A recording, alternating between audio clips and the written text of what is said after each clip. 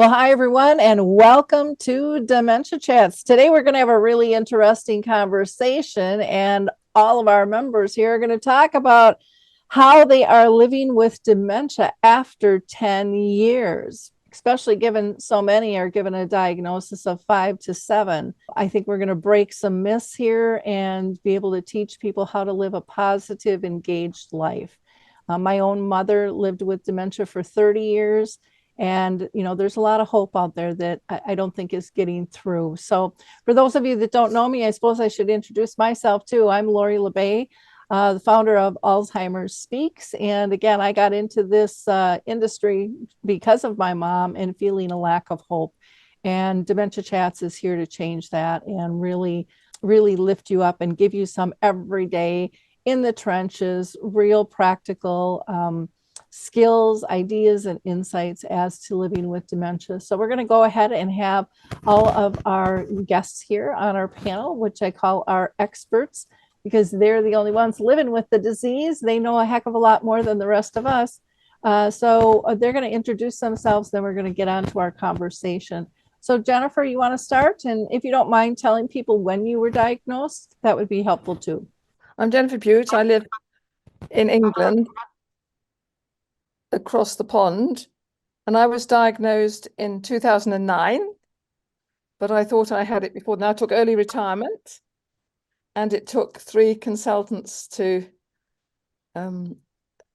agree. Okay, wonderful. Thank you. Harry, how about you? You want to introduce yourself and let us know when you were diagnosed? Yeah, my name's Harry Urban. I live in Pennsylvania. I was diagnosed around 2002 with Alzheimer's, but my diagnosis is I'm showing more signs of vascular dementia. Okay, thank you. Laurie?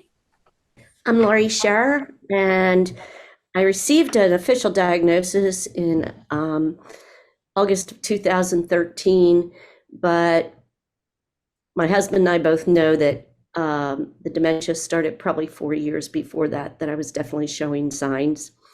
And I live in Alabama, and this is Little Dog, my service dog. And it's great to be here. Thank you. Great, thank you. Ginger, you want to introduce Hi. yourself? I'm Ginger Smith. I live in beautiful Northern California. I've diagnosis about officially about 8 years ago, at first with Parkinson's, then it went to frontotemporal, and then it went to Lewy body, and then it kept changing, and right now it's mild cognitive impairment. Okay, great, thank you. And True. Full legal name, Truthful Loving Kindness. My symptoms began dramatically in February 1999, but I was only 31 years old.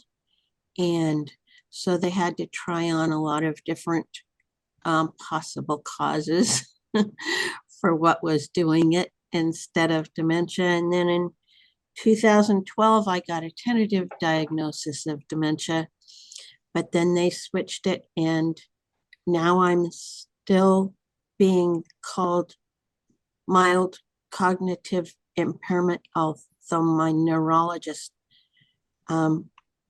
has recently said, I agree, this is not mild cognitive impairment. And so it's up for the roller coaster again.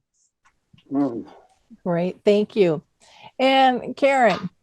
Hi, Creaky Karen. I was diagnosed in 2014 initially with Alzheimer's, and then it was changed to unspecified symptoms of dementia, and then currently is neurocognitive disorder with probable dementia. I live in Corpus Christi, and there you have it.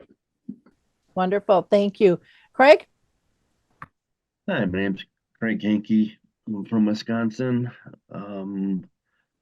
I was diagnosed in 2014 with Lewy body dementia and Parkinson's. And that was by supposedly the second best neurologist in Wisconsin, and one of the best psychiatrists in Wisconsin agreed with her. It's been changed to MCI. The latest was last fall to MCI with Lewy body traits. But looking back, I can go back to 2006 and recognize that things started back then. So it's ever changing. Well, I think people are going to be surprised, A, that any of you even have dementia, B, that you've been living with it for over 10 years. And then also how many of you have gone through various changes of what they say it is in terms of type of dementias as well.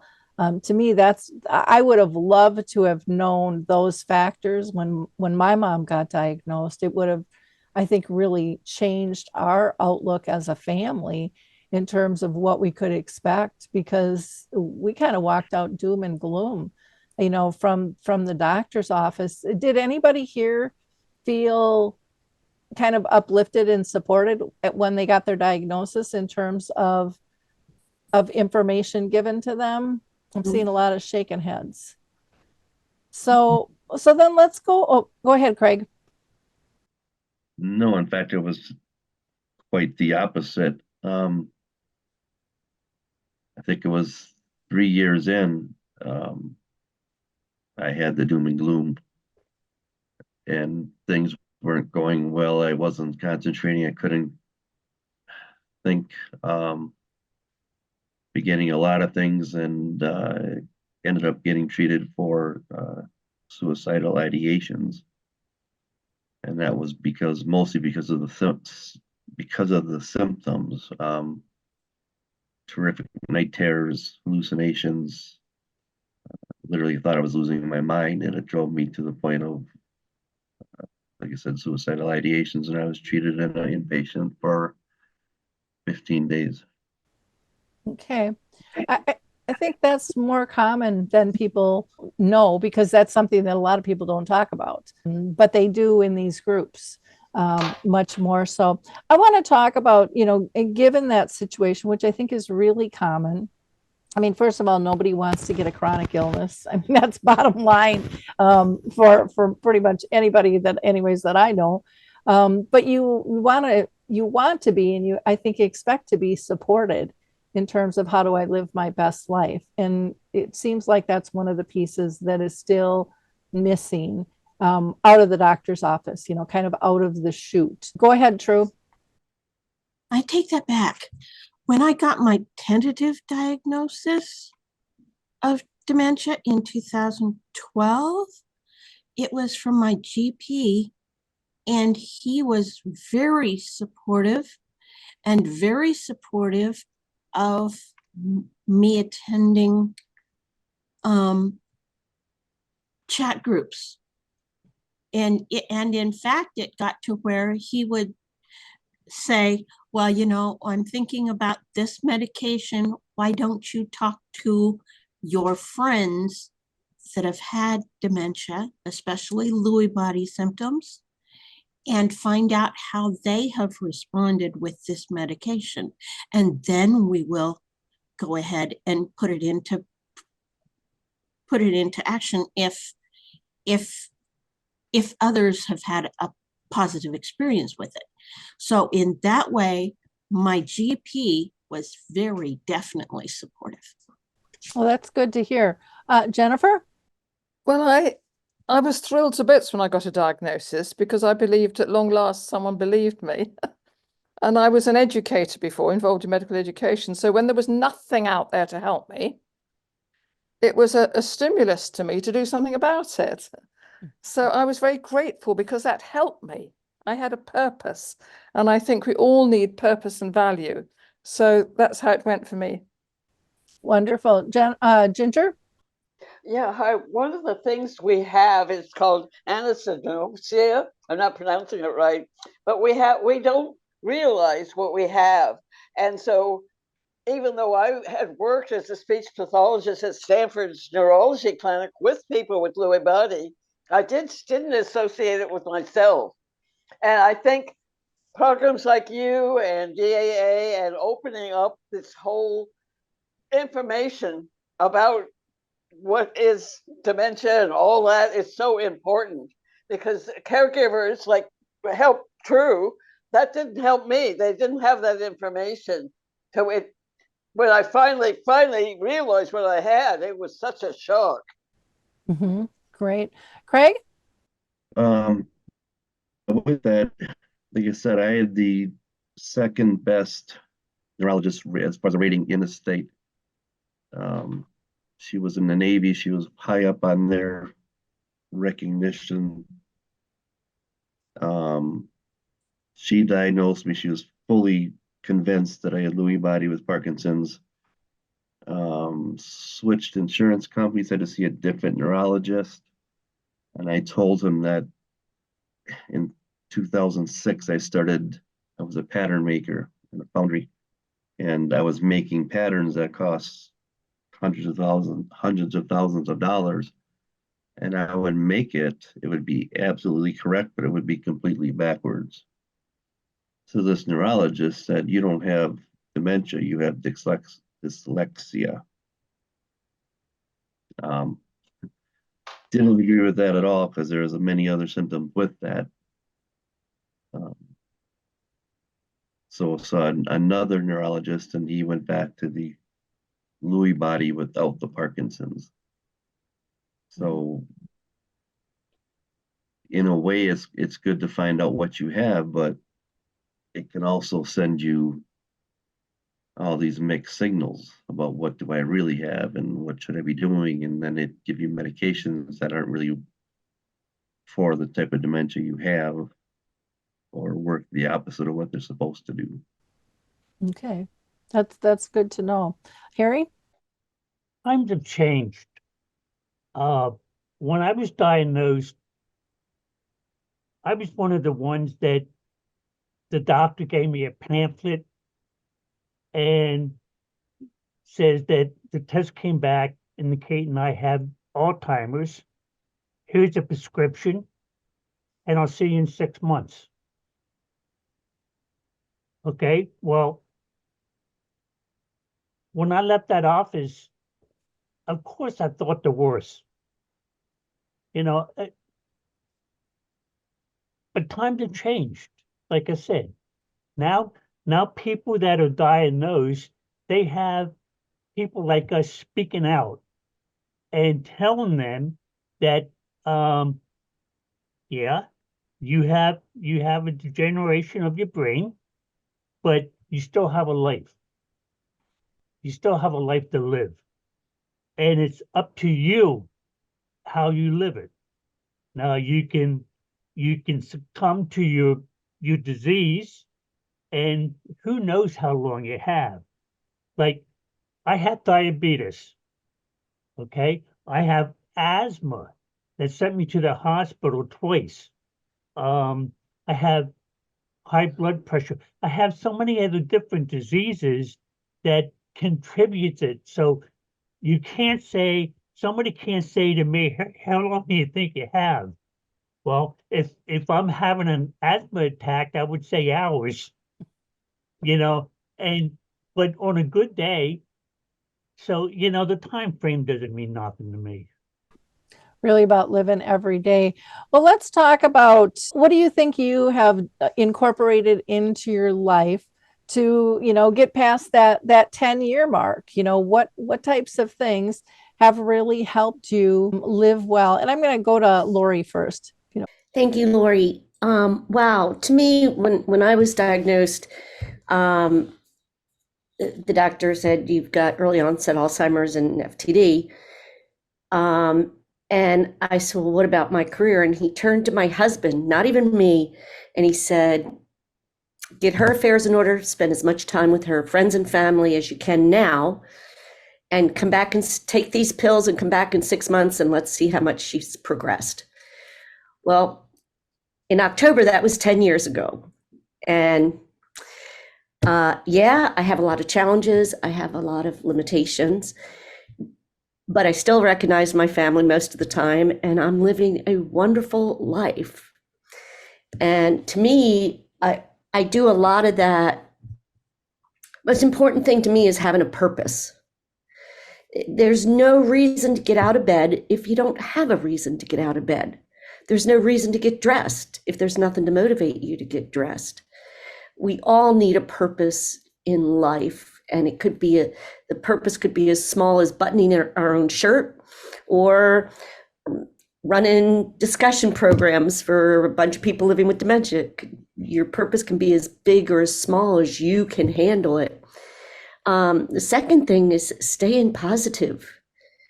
You know, I look at some people that have been diagnosed, and even people that aren't diagnosed, but they go around the world going, oh, woe is me, life is horrible, I have life so bad. How can you live like that? That's not living, that's just slowly dying.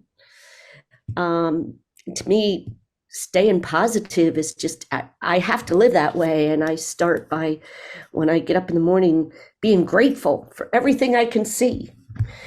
And then to me, the other thing is strategies. My husband and I have more strategies than I can tell you, because they help me to stay somewhat independent. Strategies as small as the way I have the kitchen organized so I can actually find things, which changed my life because I was one of the most disorganized kitchen people you could imagine. And now, like, everything has its neat little place and is in alphabetical order and whatever. But those strategies, to me, keep us going.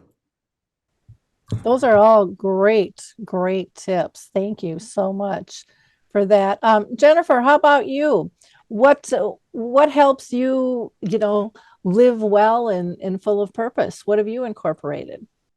Well, teaching other people or helping other people, encouraging other people, inspiring other people is my passion. It's something that I found as a doctor that I did, and also, with my medical education involvement. And as you know, I've come up with this kind of thing, getting on your sledge. Those are all the things that I do. Sledge, it's the SLEDGE. So the S and the E, the beginning of it, you have to keep socially engaged.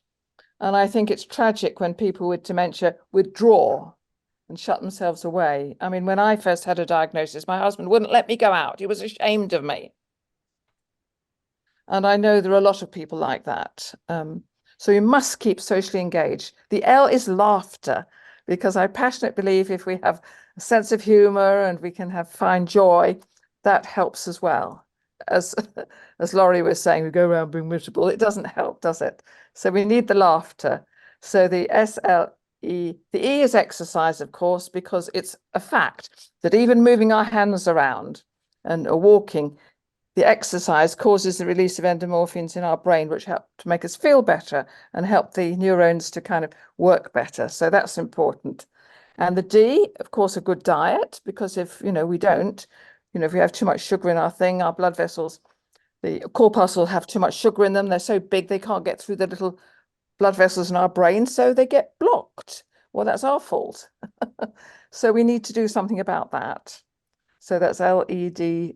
The G is a bit of a cheat, but I couldn't remember anything else. That's the cognitive stimulation. When we first went to school, we did reading, writing, and arithmetic. And our brain said, oh, reading, writing, and arithmetic, we need new neuronal connections to work on this because we are learning.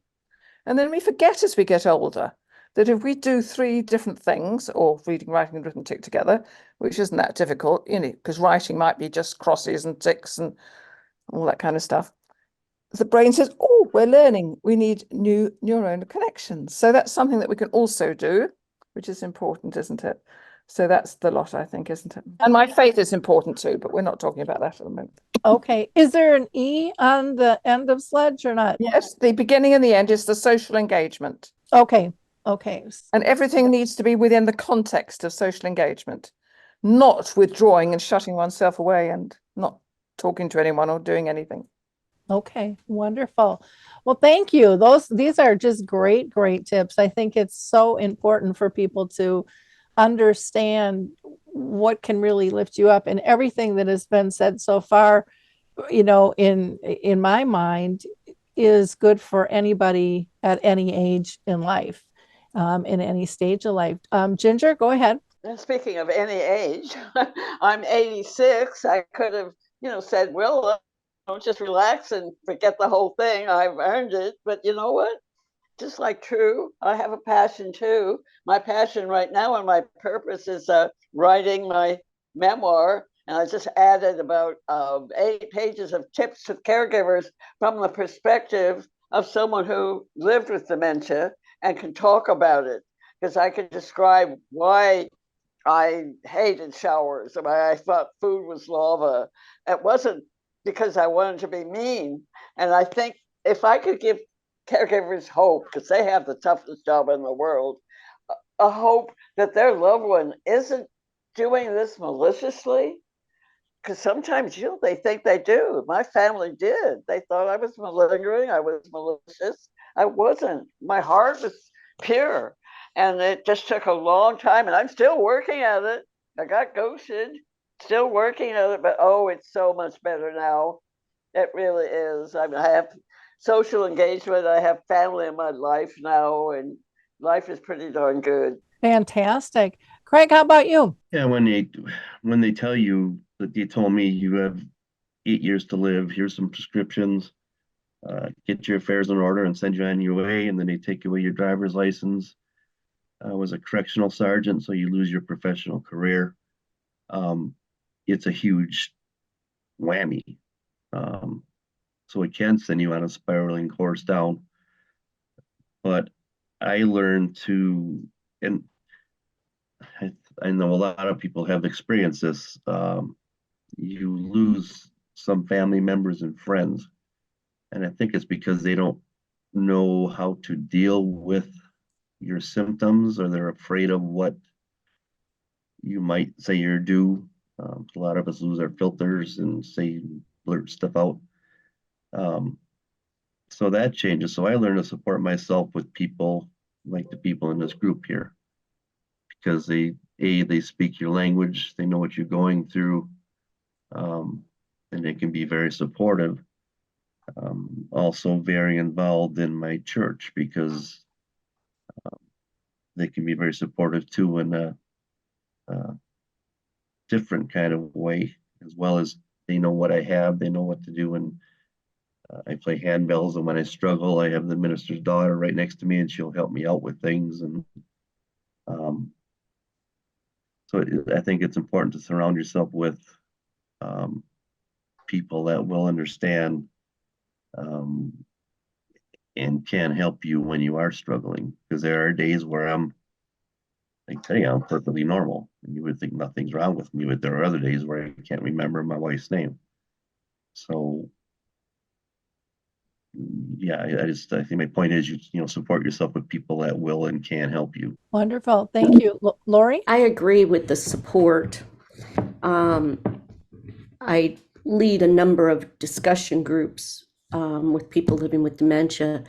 There's days I get on and I'm not having a good day.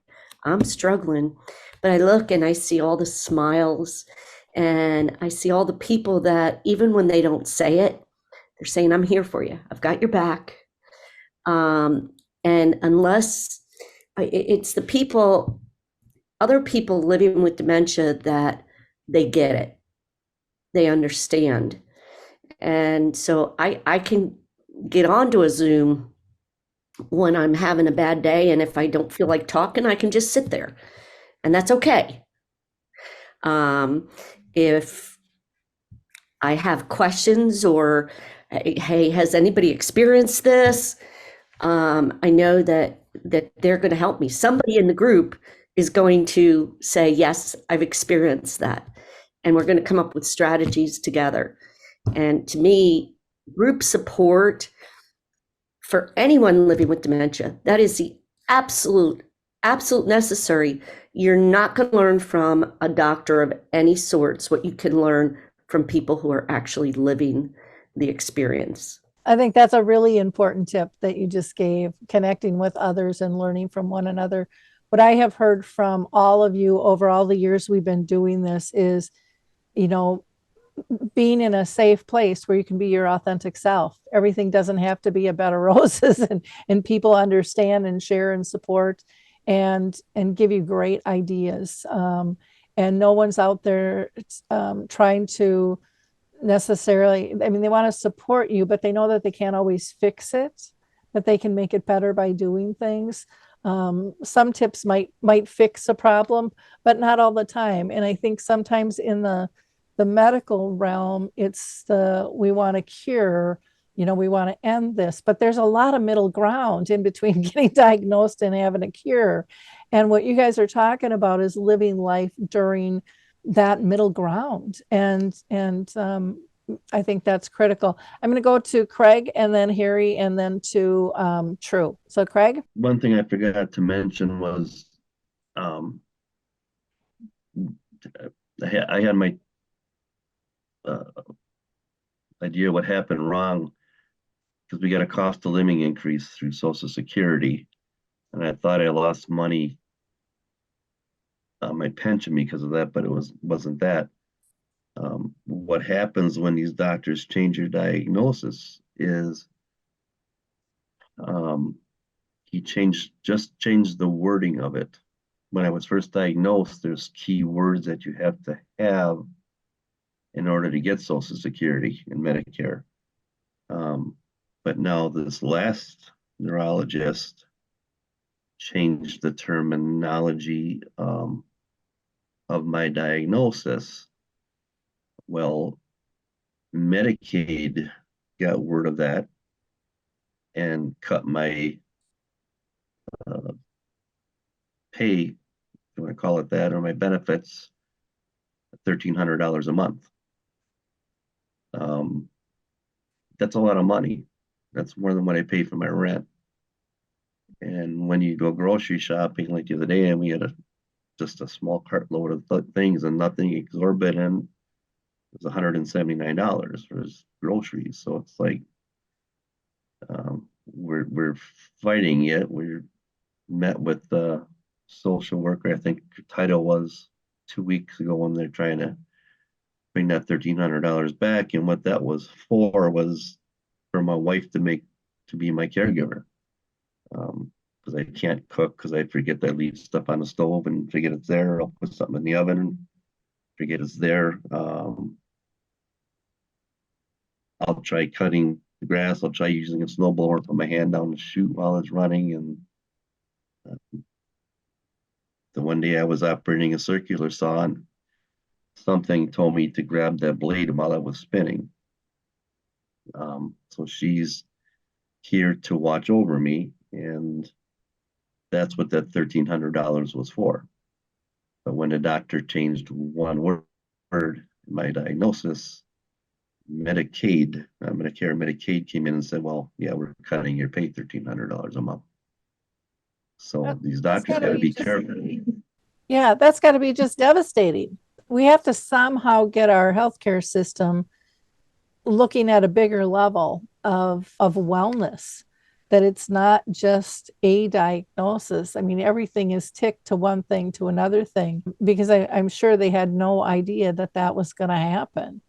And, what a battle. And you hear that from many people when things change like that. So thank you for sharing that, Craig. Well, we called that doctor back and he said, well, I think there's probably some work that you can do. And I said, if you look back in my records, the first two neurologists said that you cannot work because when you're under the pressure of work, any type of work, your symptoms are going to get greater and multiply. So what you did was completely screwed up my life. Now I don't know if I can afford to live where I'm living. It was, yeah, these doctors I don't think they have the whole picture, like you said, about what can happen with the change of two words. Yep, exactly. I'm going to go to Harry next, and then I'm going to go to Creaky. I said I was going to go to True, but True, I'm going to wait because we've heard from you a little bit. We haven't heard from Harry and Creaky yet. So Harry? You're a good juggler. I'm taking notes. I try to lead my life and my teaching by example. And so many people that gets diagnosed, they think they can't do things. They think they can't learn new things. Well, I try to lead by example by learning new things. And like I got into 3D printing. Now, I was a printer all my life, so I know what printing is, but I had trouble. So a friend of mine, her grandson, which is 14 years old, he taught me how to use my 3D printer. And I loved it. Now, you might need assistance in your learning curve. And don't be afraid to ask for help. Like, here I am, almost 78 years old, and I had a 14-year-old kid show me how to do something. Well, a lot of times you won't accept that help, but you have to. You have to learn new things. Don't let now, if it's unsafe, or if it gets you agitated, of course somebody has to come in and stop you from doing it. But don't let anybody tell you you can't do something. And I always say, well, you can do it, but I might need help. Like with my woodworking, I love woodworking, but I thought I'd have to give up my woodworking because it's unsafe to use the power tools I had. So instead of giving up my love of woodworking, I just modified it. I do smaller things, and I get the same joy out of it. You know, that's why we keep saying your life doesn't stop when you get diagnosed. You know, actually, my point of view is it's only starting, because if I didn't have dementia, I wouldn't have learned the things in the past 20 years what I know now, because I wouldn't have had the incentive to do it. Well, that's a great point. Great point. Thanks, Harry. Karen? Yes, that's me. Yeah, so hard with words, hard following, but I reread the topic, How I Live with Dementia After 10 Years. And pretty much everybody has said a little of everything that I do. It's not everything, especially the power tools and stuff. But having a purpose is my biggest thing. And the next biggest thing is having gratitude. I live by my, I hate to say it, but I'm going to say it, bathroom routine, morning routine, got to get up, I got to go to the bathroom. And so on my mirror, I have a bunch of really cool mantras or affirmations. That is how I start the day, period. Every day, 6 a.m. And the gratitude, the more gratitude I have, the more I have to be grateful for. It's one of my favorite ones. And it's so true, because I can focus on the negative stuff, which is what I did when I was diagnosed. My dad was in late stage Alzheimer's, and I got diagnosed with the same thing. I knew nothing about dementia, knew nothing other than the late stage, the unable to talk, the nursing homes, you're dead kind of thing. And it wasn't until, I don't know how long it took for me to even admit that I had the, problem, was to get into Dementia Mentors. Mike Bellevue was the one that, he was the computer dude and got me into Dementia Mentors. And there's Laurie and True, and they were all laughing when I came in, and I was suicidal, literally. I had the plan, I had everything. I was just a mess. They were all laughing. I'm like, I do not belong here. And they all stopped and they all surrounded me, and I'm still part of that organization. It's just great, because there is life after diagnosis. And so the routine, the gratitude, the support groups, helping others, piano. I had a full scholarship back in the 50 years ago and knew how to play pretty well. And I had recently a lithium toxicity, which put me in the hospital a year and a half ago. I came out of that in bed and not able to use my cell phone. Worse, I have to write everything down. I didn't know which little cue thing was my button to push where I'm supposed to wake up and eat and all that stuff. Didn't know how to use my cell phone. I didn't know how to play my piano. And it's not a miracle or anything like that, but that routine that I had of going to support groups, that routine of listening, I didn't fall in depression. I had this image of this is nursing home material. That's what my thought was. But then it wasn't like, oh, I'm going to do this and this. I just got back into the routine. And so I'm really grateful for that. Staying in my own hula hoop. I have a tendency, I love helping others and family and but it has to be for the right reason. It can't be used to when I was growing up. It was for love and attention because I didn't have that. And now it's like, but I also have to remember to love myself. I'm backed up on paperwork. My end of life stuff isn't all done because I'm doing other things. So I need to balance my time between doing my stuff, which is very necessary, and doing others. I have a backup brain, my bub. That's Kate Swaffer's nickname for her husband. And her name is Kate. And she is the person that helps me with finances and stuff. And I also have home health, care partner, 5 hours, 3 times a week, which is so hard for somebody living alone.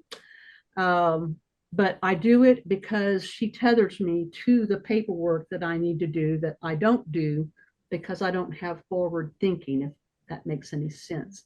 So I need some structure. So also with groups, I would go into a group, and I'm in AA and other groups and stuff. What I've learned, instead of judging or commenting or getting riled up, is just to listen, take what I like, and leave the rest. I don't need to judge it. I don't need to comment. Just if it works for me, fine. If it doesn't, that's okay too. Thank you. Those were great. Thank you very much. I love your hula hoop piece. And because it's talking about that self-care, which I think sometimes gets overlooked by people. True, did you have something that you wanted to say? And then I'll go to Laurie. Go ahead and skip me. Okay, Laurie? I want to piggyback on something Harry was saying, and that was thinking I can. Through my career, I did a lot of sales and motivational training, and my favorite thing to use in sales training was the little engine that could. And throughout my life, since I've been diagnosed, I continue to use the little engine that could, because I think we all need to sometimes, when we think, oh, I can't do this today, we need to be like the little engine and go, I think I can, I think I can, I think I can, I know I can, I know I can, to get ourselves moving. And I think when we encourage ourselves, we maybe can't do everything we want to do, but I think we can do a lot more when we give ourselves the little push and say, I can do this, and motivate ourselves to do it. Like Harry saying, he didn't think he could learn new things, and look at him, with a little help, with a little encouragement. He's doing many new things and running groups and just doing a fantastic piece. But we need to be saying, I can do this. I can do this. That's all. Thank you. Harry, you had your hand up?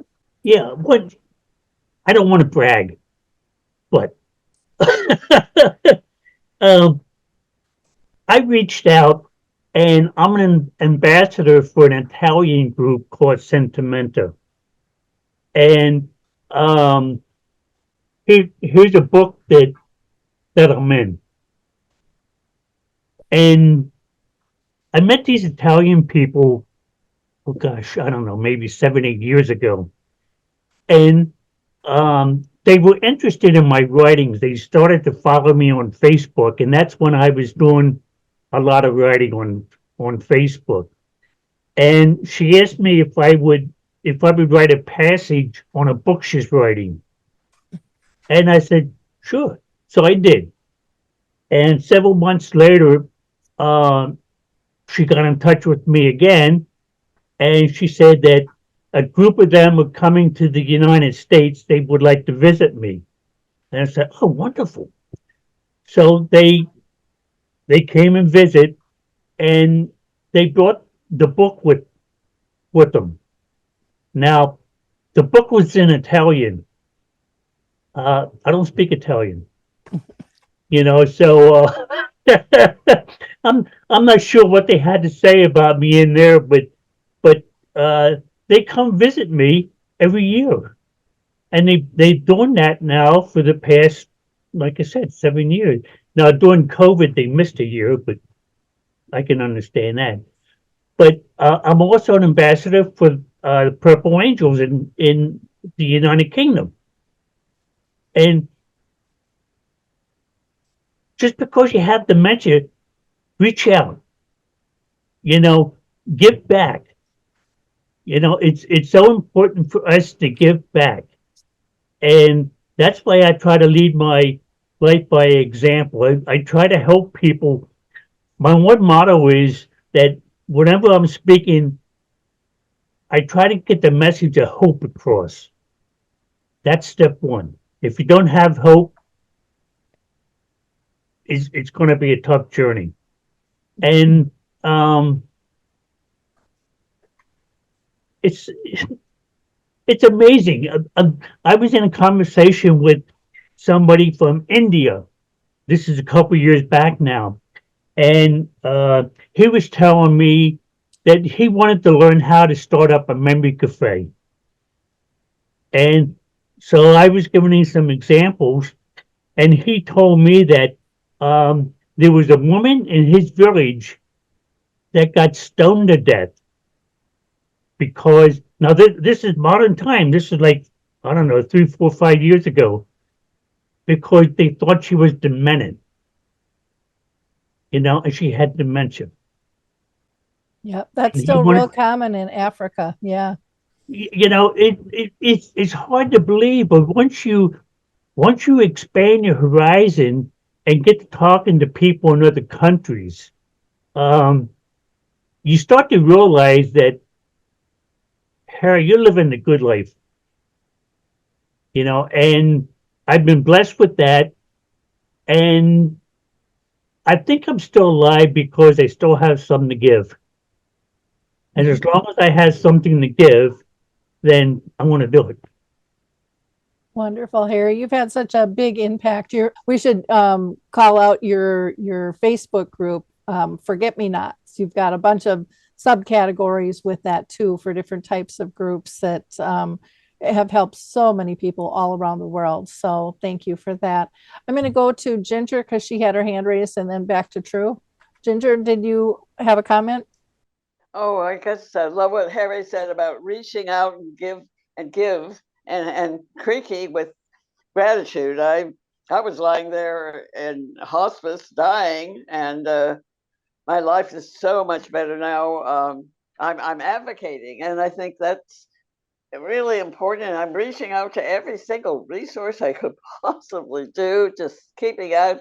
There are so many beyond GAA. There's like the villages.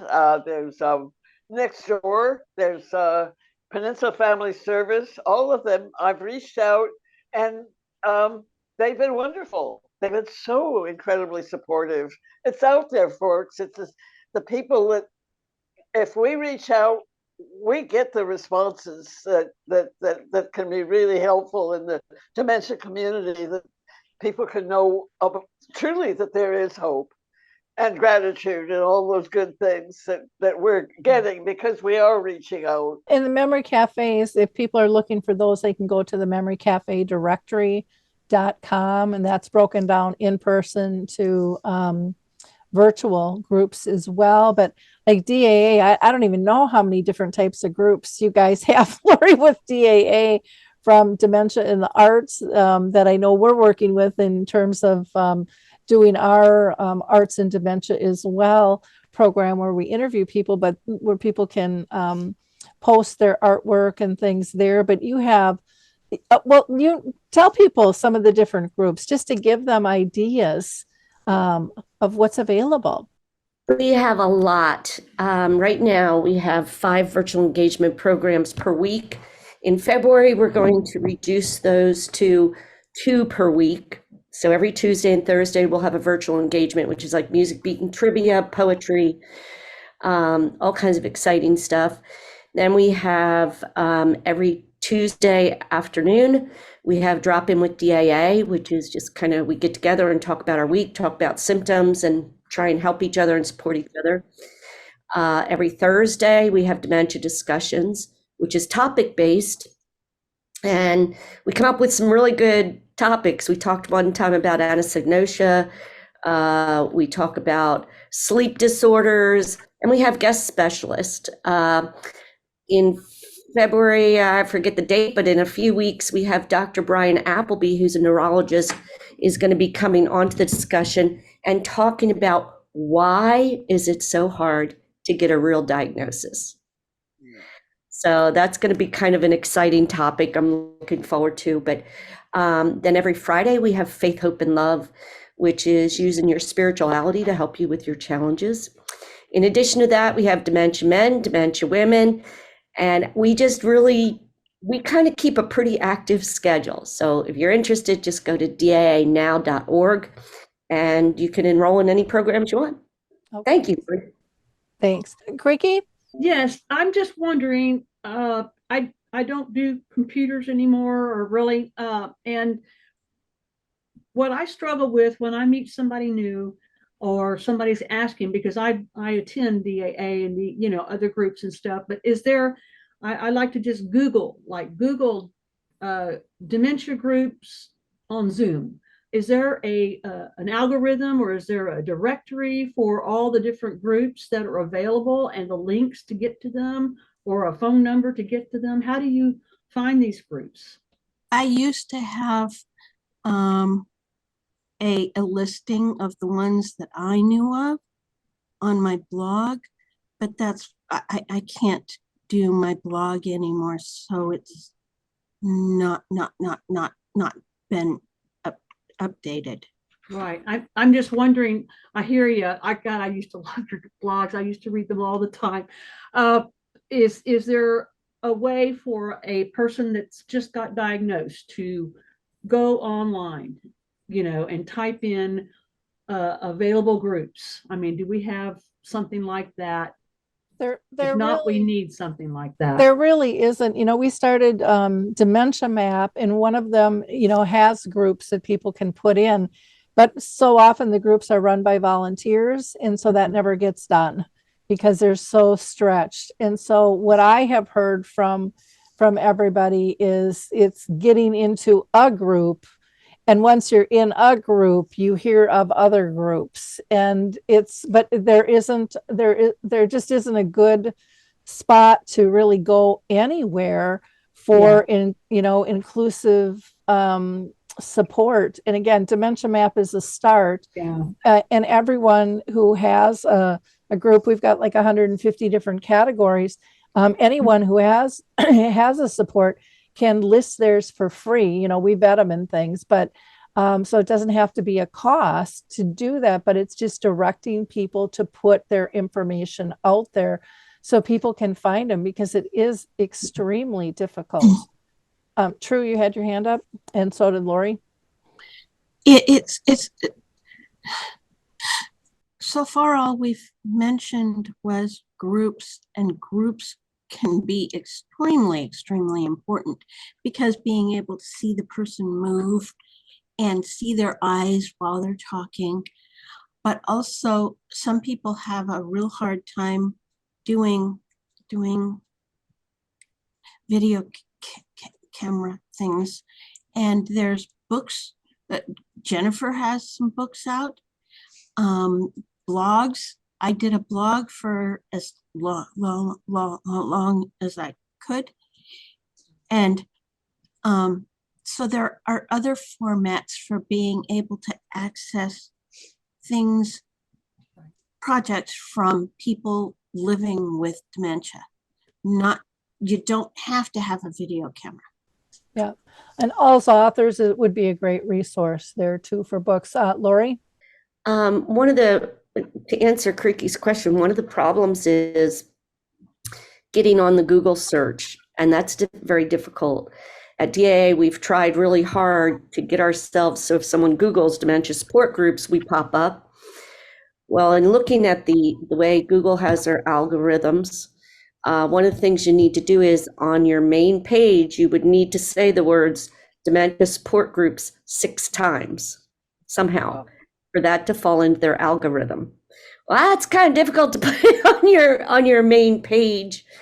And and then your other alternative, some of the really big dementia places like the Alzheimer's Association and whatever that have a lot of money to throw around, they're paying Google to keep their name going. Well, most of us are nonprofit and we're totally volunteer, and we just don't have the money to keep paying to do that. So I agree with what Laurie said. I know I learned about DAA because I started writing stuff on Facebook, and Teepa Snow referred me to DAA, who referred me to Laurie LeBay, so I went from Dementia Mentors to DAA to Laurie LeBay, and was involved in DAI for a while. I learned all that through other people telling me about it. And I don't know how we could correct that. Dementia Maps is one source, but I don't know how we could correct that unless somebody had lots of money that they started something and didn't charge nonprofits for listing all the stuff, and kept calling them and had resources to say, hey, what's your programs for this week? And I'll put them in for you. It's tough. Yeah, well, and I think it's more than just nonprofits. I mean, we have to have, in my opinion, and that's what Dementia Map tries to do, is have nonprofits, for-profits, government agencies, and then people that don't even see themselves as a resource, people living with dementia who maybe have written a book or have a blog or a YouTube channel or a group. Sometimes they don't see themselves as an organization, so they don't think that they belong, but they definitely belong in there. But it's getting people listed, and again, the time and the money and the effort makes it complicated. Creaky, go ahead.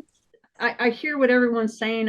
I understand that it's frustrating for me, who used to, program. I was a computer programmer and graphics, all that kind of stuff. When somebody comes to me, do you think I have dementia? And, so I know DAA, and I know, Dementia Mentor, those kind of things, but the contacts, maybe they can't even type anymore. Maybe they just need a phone number, so I'm frustrated, and I understand it's a big global thing, and there's really probably not an answer, but I know word of mouth really helps. I'm not able to pass that on like I would like to, like what saved me, by getting this information. The voice recognition would be helpful, but the algorithms are constantly changing no matter what it is. And so again, that's really, really hard to keep up. We just need to close up here. So I'm just going to open it up. I know Harry had one last comment. If anyone else does, please raise your hand and it will pull you in, and then we'll call it a wrap. See, the problem we have is a lot of older people don't have computers. Okay, or if they do have them, they don't know how to use them. Mm-hmm. So I believe we need a centralized places of support in our local area. Like, who cares if there's a wonderful memory cafe in Texas, let's say, or California? I can't go there, so I can't be part of that. So I want to know the groups that are locally here in my area. And I think that's what I try to do. I try to get the local memory cafes like every time I have a memory cafe, we go over some of the list of the various memory cafes in different cities in our area, because maybe they can't come to my memory cafe at that time of day, but somebody else has one at a different time that they can come to.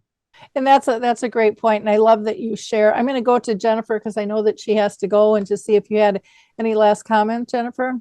No, I just love being here. Thank you so much for organizing us all and getting us all to talk. But I need to go. I live across the pond. It's getting dark, as you can see. Bye-bye, everybody. Bye-bye. Thank you. True. When I started dealing with this, there is no local groups here. I live too rural, and so it was Christine Bryden's books, and then Michael Ellenbogen's book. You know, it was books that brought me in to being able to use doing it on computer, and then being able to access the groups on computer. But there's a lot of people that don't have access to physical groups. I know the libraries are starting to get a lot more involved. And if your library isn't, a lot of them are starting memory cafes. So that might be something to look into too. Creaky? Just real quickly, again, the video, all that kind of stuff. We all have these 1-800 numbers, call, or 988, or the suicide lines and all that kind of stuff. I don't know if could be some kind of deal with, like a 1-800 dementia support, that kind of a thing. And then from that, who runs the database, whether it's, somebody like Alzheimer's or to support that or whatever, but just have one number, and then that can be filtered down to the states or videos or phone calls, or surely there's something they could come up with, because I'm no longer able to give that information. I get all tongue-tied. And so anyway, thanks. Yeah, that is still a difficult one to do, because you've got to feed everything in, and you've got to have the money and the structure to do it. And then it has to be, in my opinion, inclusive. And that's been part of the problem with a lot of different resource directories, is the judgment of what you need, or and I think families need to be able to have that choice. Laurie? I'm glad that Harry has memory cafes around where he lives. Where I live, I haven't yet met a cow with dementia, so and I am very much in the country. But I also think when I lived in Pennsylvania, the Alzheimer's Association had a dementia group about an hour from me. But the way they treated people with dementia was horrible, because they had the people, the caregivers were in one room actually learning or talking, and the people with dementia were in coloring. Or I don't want to be treated like that. So it's important. I mean, first off, you may not have memory cafes or groups near you, but if you do, it's important. If you go to one and you go, I don't like this, don't give up. Don't give up. Try for something different. They're not all the same, and depends on who's running them. Sometimes some of the groups will allow. Some of the groups encourage people living with dementia and their care partners to be together. Other groups will do it, well, half the time you're together and half the time you're not.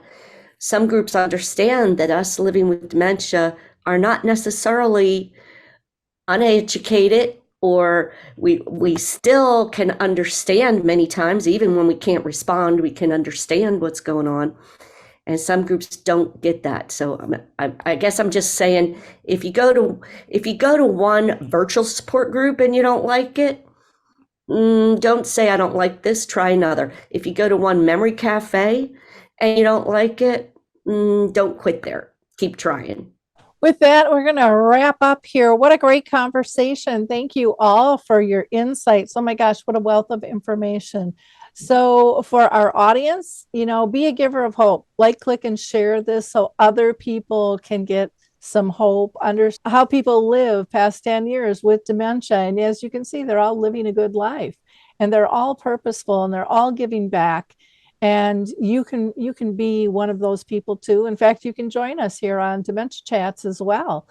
Just reach out to me at Laurie, Lori, at alzheimersspeaks.com, and we will pull you into the group. Thank you all again. Can't wait until next month. Bye now.